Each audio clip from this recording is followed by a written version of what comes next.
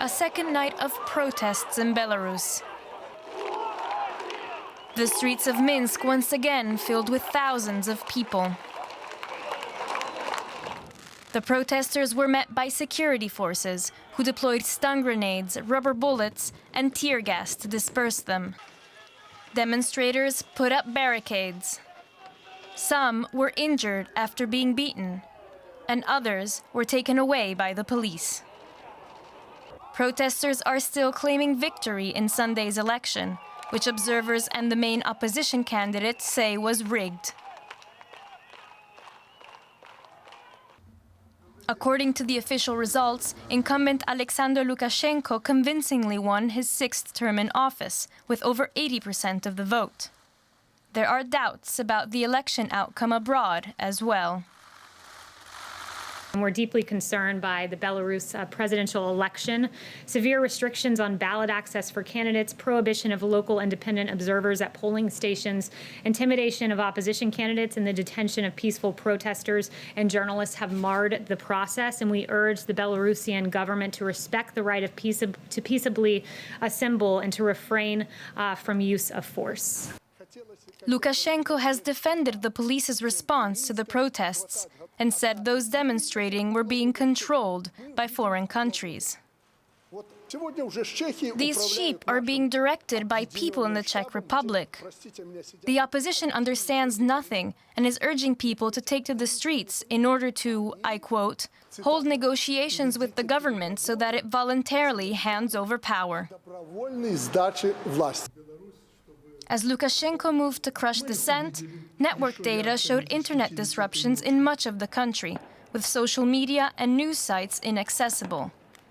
But it didn't stop the opposition supporters from keeping up the pressure, as protesters braved the police's violent clampdown to make their voices heard.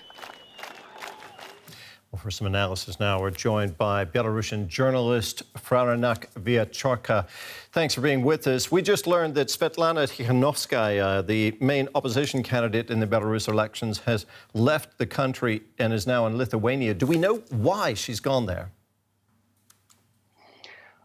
We don't know why, but definitely after yesterday's talk in the Central Electoral Committee, she changed her mind. Because before, she planned to support protesters, from what I know, and she planned to join the protesters.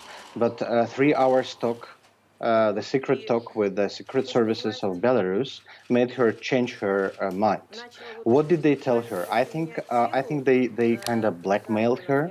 I don't know what they used. Perhaps they threatened her with her husband, perhaps with her relatives, perhaps they promised to not shoot people if she flees the country.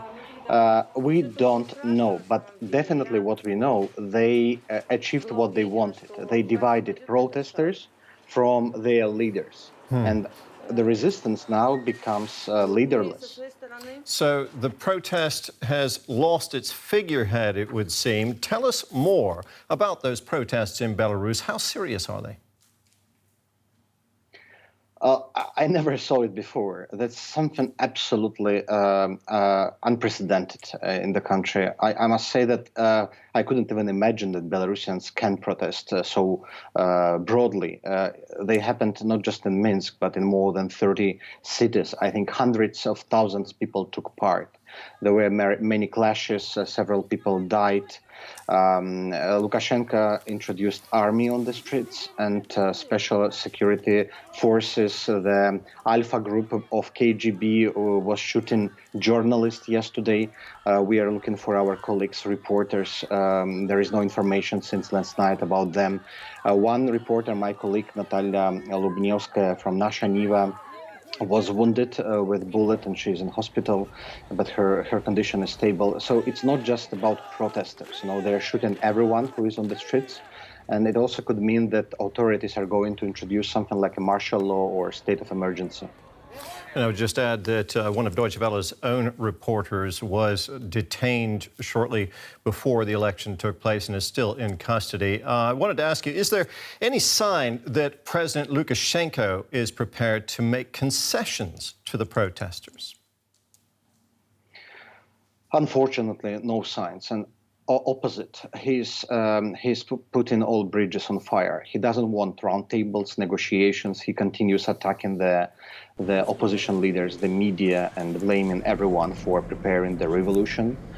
He cannot rely on the public support anymore. He relies only on the force, on the law enforcement, on the army, and he put Belarus in the pre-war situation.